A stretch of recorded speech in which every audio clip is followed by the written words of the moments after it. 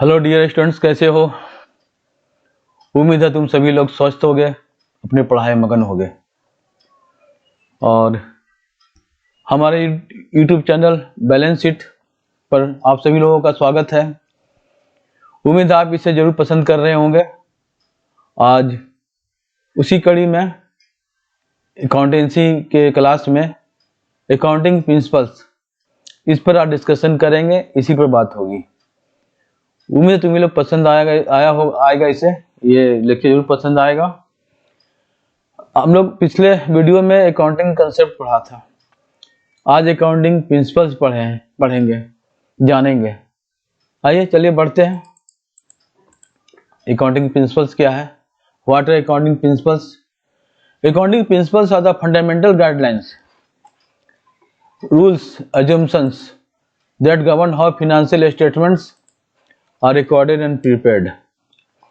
इसका मतलब ये हुआ कि अकाउंटिंग प्रिंसिपल्स फंडामेंटल गाइडलाइंस है, बिल्कुल बेसिक गाइडलाइंस है,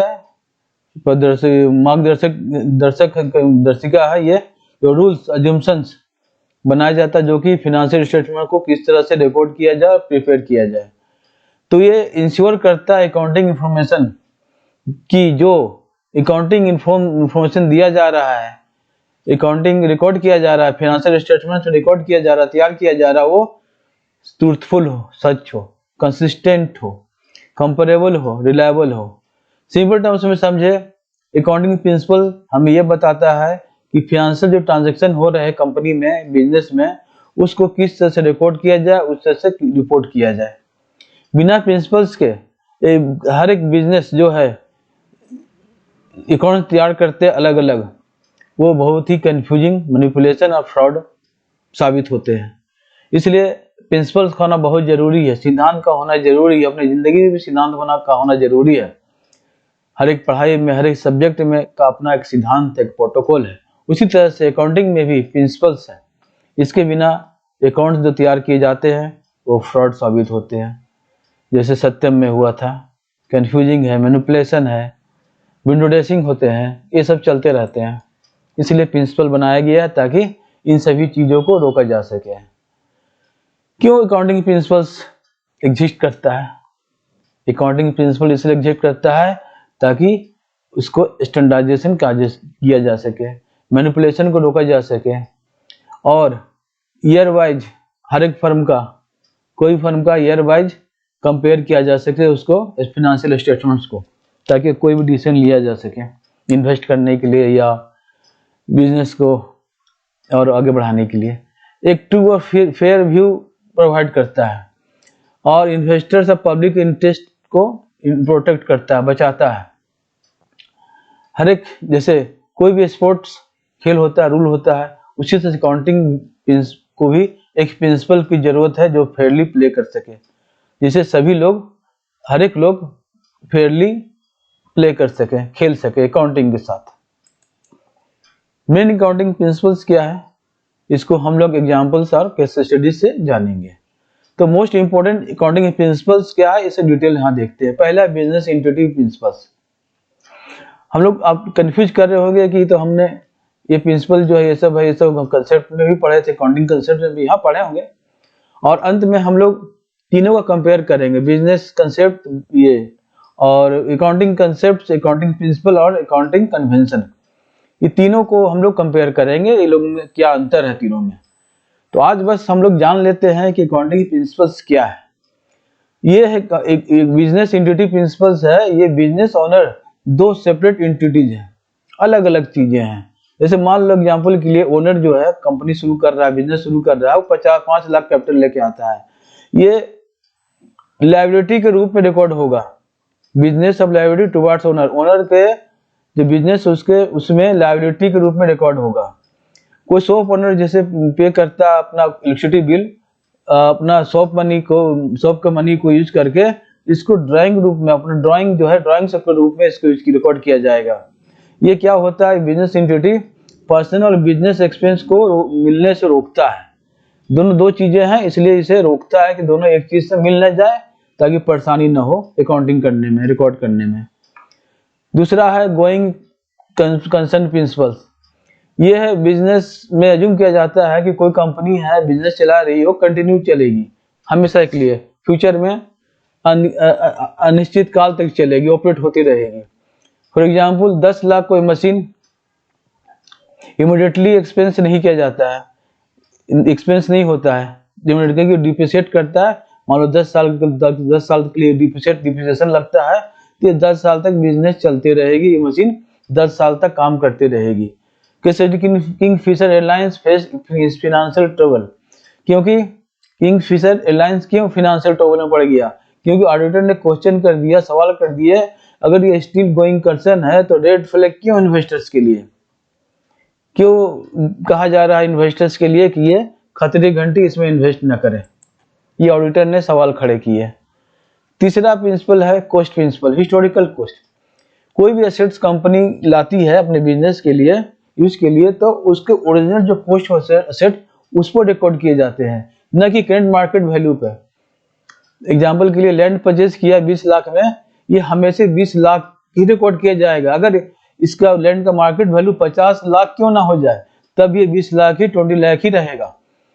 एक स्टडी समझते और तुम्हारे समझने के लिए, एक company inflates asset values based on market price to show higher net worth, auditor reject it because of cost principle. कोई कंपनी है अपने एसेट वैल्यू को बढ़ा देता है मार्केट प्राइस के बेस पर, मार्केट प्राइस उसका है एसेट्स का, तो उस लेवल उसको दिखा के चाहता है कि ज्यादा नेटवर्थ उसको दिखा सके ताकि इन्वेस्टर्स अट्रैक्ट हो सके। तो ये ऑडिटर ने इसे रिजेक्ट कर सकता है, कर दिया, क्योंकि ये कॉस्ट प्रिंसिपल के खिलाफ है। चौथा प्रिंसिपल है डुअल एस्पेक्ट प्रिंसिपल्स। ये डुअल एस्पेक्ट प्रिंसिपल्स क्या है? कोई भी ट्रांजैक्शन है दो अकाउंट्स को अफेक्ट करता है, जैसे एक डेबिट है, क्रेडिट है। मान लो एग्जांपल के लिए गुड सोल्ड फॉर कैश ₹10,000, कोई भी सामान 10,000 कैश पर बेचा गया है, तो कैश अकाउंट में डेबिट होगा, सेल्स अकाउंट में क्रेडिट होगा। ये डेबिट क्रेडिट क्या है, इसके बारे में हम लोग आगे आने वाले समय में पढ़ेंगे। ये इक्वेशन को बैलेंस रखता है। कौन सा इक्वेशन को? Assets equal to liabilities plus capital. Assets क्या, लायबिलिटीज क्या, ये कैपिटल क्या है, ये सब हम लोग अकाउंटिंग टर्म्स में पढ़ चुके हैं, इसे आगे भी पढ़ेंगे। अब केस स्टडी के रूप में समझते हैं। बैंक जो है वो डुअल प्रिंसिपल भी पर ही विश्वास करता है, क्योंकि ये इंश्योर करना चाहता है कि एवरी लोन ट्रांजैक्शन जो है कंप्लीटली रिकॉर्डेड हो, ताकि फ्रॉड रिस्क को रोका जा सके, कम किया जा सके। पांचवा अकाउंटिंग पीरियड प्रिंसिपल है। बिजनेस लाइफ को डिवाइड किया जाता है इक्वल टाइम पीरियड में। 1 साल का फिनेंशियल होता है रिपोर्ट करने के लिए, हर एक कंपनी का या सरकार का एक साल होता है फाइनेंशियल ईयर। फाइनेंशियल कहाँ से होता है? 1 अप्रैल से 31 मार्च तक। इनकम और एक्सपेंसेस जो भी है इसको रिकॉर्ड किए जाते हैं 1 अप्रैल से लेकिन मार्च 31 तक, फ्रॉम 1 अप्रैल टू मार्च 31। अब केस स्टडी का companies release quarterly results to exchange because of this principle. इस अकाउंटिंग पीरियड प्रिंसिपल्स की वजह से कंपनी जो है ये अपने क्वार्टरली रिजल्ट्स को स्टॉक एक्सचेंज को रिलीज करती है, ताकि इन्वेस्टर्स को इंफॉर्मेशन मिलते रहे कंपनी के बारे में क्वार्टरली। छठवां प्रिंसिपल है revenue recognition principle.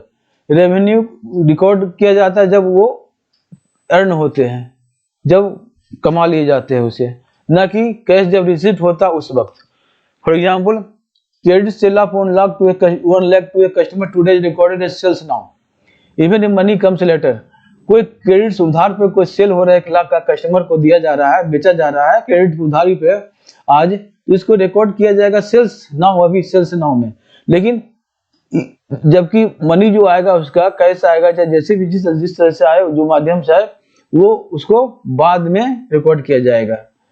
Telecom company जो है 12 मंथ का प्लान सेल करती है, लेकिन इसको रेवेन्यू को रिकॉग्नाइज करती है मंथली, एक ही बार में नहीं करती है, वो मंथली करती रहती है। 12 महीने का प्लान है टेलकॉम कंपनी का, मान लो जियो का या किसी का एयरटेल का है, वो 12 महीने का एक मंथली प्लान सेल कर दिया कस्टमर को मोबाइल में, तो ये रेवेन्यू जो उसे आया वो मंथली रिकॉग्नाइज होता है, ना कि एक ही बार में रिकॉग्नाइज होता है। सातवां प्रिंसिपल है मैचिंग प्रिंसिपल। एक्सपेंस जो हो रहा है किसी पीरियड में वो मैच करना चाहिए रेवेन्यू के साथ। एक सेम पीरियड में जो भी एक्सपेंसेस हुए हैं आज वो रेवेन्यू जो आ रहा है उसके साथ मैच करना चाहिए। फॉर एग्जाम्पल के लिए salary of March paid in April is recorded in March not April. March में का सैलरी को अप्रैल में पेड किया गया, इसको रिकॉर्ड करेंगे मार्च में ना कि अप्रैल में। अब एक केस स्टडी से समझते हैं। Amazon records marketing expense in the same quarter as festive season sales. कोई भी फेस्टिव सीजन सेल्स होता है, होली में, दिवाली में, नए साल में, जो भी मार्केटिंग एक्सपेंस करता है Amazon उसको सेम क्वार्टर में ही रिकॉर्ड करता है ताकि प्रॉफिट जो उसको आ रहा है उसका रिपोर्टिंग सही ढंग से हो सके। अब 8वां है एक्रूअल प्रिंसिपल्स। ये record incomes and expenses when they rise not when the cash moves. मतलब इनकम एक्सपेंसेस जो होता है जब वो राइज होते हैं आते हैं सामने उसी समय रिकॉर्ड करना चाहिए, ना कि जब कैश मूव्स हो। मान लो आउटस्टैंडिंग रेंट है, recorded expense even though unpaid. कोई भी हमारा रेंट देना बाकी है हमको किसी को, तो उसको हम लोग एक्सपेंस में रिकॉर्ड कर लेंगे भले ही ये अनपेड हो। Banks use accrual accounting to calculate interest even customers have not paid EMI this month. Bank accrual accounting use करते हैं इंटरेस्ट कैलकुलेट करने के लिए, जबकि कस्टमर्स EMI पेड नहीं किए होते उस महीने का। अब 9वां प्रिंसिपल्स है, 9th principal conservative prudence principal. जब भी डाउट हो तो जो लॉसेस हो रहा है, आने वाले लॉसेस है, एक्सपेक्टेड लॉसेस, उसको रिकॉर्ड करो, लेकिन जो एक्सपेक्टेड प्रॉफिट्स है उसको रिकॉर्ड नहीं करना है। For example expected bad debt record no, expected future profit do not record. Case study समझते हैं company products future 15% profit from a future contract. कोई भी कंपनी प्रोडक्ट कर रही है कि उसका 15% प्रॉफिट होगा आने वाले समय में कोई कॉन्ट्रैक्ट से, तो उसको रिकॉर्ड नहीं कर सकते हैं। बट कोई भी लॉस होने वाला है, एक्सपेक्टेड लॉस है, जो आकस्मिक लॉस होता, हानि होती है लॉस रूट की वजह से, उसको तुरंत रिकॉग्नाइज करके इमीडिएटली रिकॉर्ड कर देना है। इसको कंटीजेंट लायबिलिटी बोलते हैं। 10वां कंसिस्टेंसी प्रिंसिपल्स। एक मेथड चुन लिया, उसी को हर एक साल अप्लाई करना है। फॉर एग्जांपल मान लो स्ट्रेट लाइन मेथड डिप्रिसिएशन के लिए स्ट्रेट लाइन मेथड यूज कर रहे हैं, तो उसको हर एक साल उसी को यूज करना चाहिए कि हम लोग कंपेरेबल करने में, एनुअल रिपोर्ट को कंपेरेबल कर, फाइनेंशियल स्टेटमेंट को कंपेयर करने में आसानी हो इन्वेस्टर्स को या बिजनेसमैन को। इसके स्टडी लेते हैं। Infosys consistently same accounting policy use करता है, जिससे इन्वेस्टर लोग को मदद मिलती है ईयर टू ईयर परफॉर्मेंस को कंपेयर करने में। अब 11वां है मटेरियलिटी प्रिंसिपल्स। ये क्या है? रिकॉर्ड करती है सिग्निफिकेंट आइटम्स को जो कि डिसीजन को इन्फ्लुएंस करती है। मान लो एक पेन ले ली है 10 रुपये में, इसको रिकॉर्ड करोगे एक्सपेंस में, ये मटेरियल नहीं करता है। लेकिन अगर कोई लैपटॉप खरीद रहे 50,000 में, इसको रिकॉर्ड करेंगे असेट्स के रूप में। ये 10 रुपया का पेन को हम लोग एक्सपेंस के रूप में रिकॉर्ड करेंगे, ये इमटेरियल है। लेकिन हम जो लैपटॉप खरीद रहे 50,000 में, इसको रिकॉर्ड करेंगे असेट में, ये मटेरियल है। कोई एफएमजीसी कंपनी स्मॉल टूल खरीदती है, छोटा टूल खरीदती है 800 रुपया में, इसको एक्सपेंस रूप में ट्रीट करो, लेकिन क्योंकि ये इमटेरियल है, छोटा सा अमाउंट है, इसलिए इमटेरियल है। अब 12वां है objectivity principle. Accounting must be based on evidence not opinions.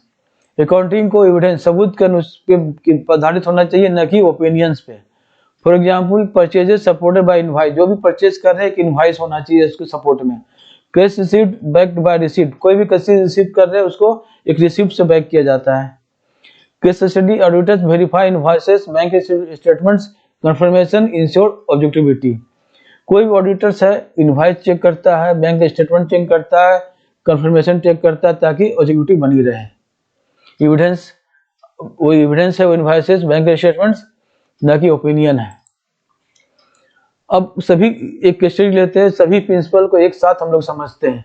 कोई भी एक मोबाइल शॉप है, ये किस तरह से, ये प्रिंसिपल से किस तरह से अकाउंटिंग का एक्यूरेसी या फेयरनेस को प्रोटेक्ट करता है। इवेंट ओनर इन्वेस्ट मनी, ये प्रिंसिपल क्या अप्लाइड हुआ? Business entity. Buy shops machine for 5 years, एक गोइंग कंसर्न हुआ। Records machine at purchase price, cost principle हुआ। Make a scared sale, revenue recognition. Salary of December paid in January, matching plus accrual. Expects bad debt, ये conservatism हुआ। Using straight line method every year, ये consistency हुआ। Records only material items, ये materiality हुआ। Keeps bill as a proof, ये objectivity principle हुआ। Why accounting principle matter for practical world, practical world के लिए ये अकाउंटिंग प्रिंसिपल क्यों मैटर है, क्यों जरूरी है? क्योंकि इन्वेस्टर में कॉन्फिडेंस जनरेट करता है। बैंक्स में बैंक वाले को रिलायबिलिटी महसूस होती है कि रिलायबल है ये। ऑडिटर्स के लिए स्टैंडर्ड चेकिंग करते हैं। गवर्नमेंट के लिए टैक्स एक्यूरेसी के लिए, बिजनेस के लिए करेक्ट प्रॉफिट्स के लिए, स्टूडेंट्स के लिए एडवांस अकाउंटिंग का फाउंडेशन तैयार करते हैं। अभी जो इसे पढ़ रहे हो ये सब तुम्हारा एडवांस अकाउंटिंग जब आएगा तब इसमें तुम्हें काफी मदद मिलेगी, ये फाउंडेशन तैयार हो जाएगा तुम्हारा। अब एग्जाम रेडी समरी है, ये एक प्रिंसिपल इधर है, ये मीनिंग है, ये एग्जाम्पल है। प्रिंसिपल का एंटिटी, मीनिंग क्या है? Business is not equal owner. Example drawings personal हो गया और जो कैपिटल लाया वो बिजनेस का हो गया। Going concern, business will continue. Example depreciation कोई मशीनरी पर लगती है, बिल्डिंग पर लगती है, कंटिन्यू करती है। कॉस्ट किया, रिकॉर्डेड कॉस्ट, लैंड कॉस्ट को हमेशा हिस्टोरिकल कॉस्ट पर ही रिकॉर्ड करना, न कि मार्केट प्राइस पे। रेवेन्यू रिकॉग्निशन, रिकॉर्ड जब अर्न किया तभी रिकॉर्ड करो, credit sales example. Matching, match expense with revenue, March salary, एक इसे बता चुके हैं। Accrual, record even if unpaid, outstanding rent example. Conservatism, anticipate losses, bad debts. Dual aspect, two way effect, cash to sales. periodicity, fixed time, financial year. Consistency, same method, depreciation, SLM. Materiality, record significant, laptop as asset. Objectivity, based on evidence, invoice, for example. तब students, dear students, आज का video यहीं तक। उम्मीद है पसंद आया होगा। कमेंट बॉक्स में कमेंट करो कैसा लगा, और अगर अच्छे लगे हो, मैं कोशिश कर रहा हूँ तुम्हें अच्छे तरीके से समझाया जा सके ताकि तुम्हें एग्जाम में कोई दिक्कत ना हो, किसी तरह के एग्जाम में दिक्कत ना हो, तुम्हारा प्रैक्टिकल लाइफ में ना स्टूडेंट लाइफ में। तो आज के वीडियो यहीं तक। हमारे कंटेंट अच्छे लगे हो तो हमारे चैनल द बैलेंस शीट को सब्सक्राइब करो, लाइक करो, शेयर करो और बेल बटन प्रेस करो ताकि हमारा वीडियो जैसे अपलोड हो उसे तुम्हारे तक पहुंच जाए। तो मिलते हैं अगले वीडियो में। तब तक के लिए पढ़ाई करो, अच्छी तरह से मगन रहो, इसे नोट करो, प्रैक्टिस करो। Good luck.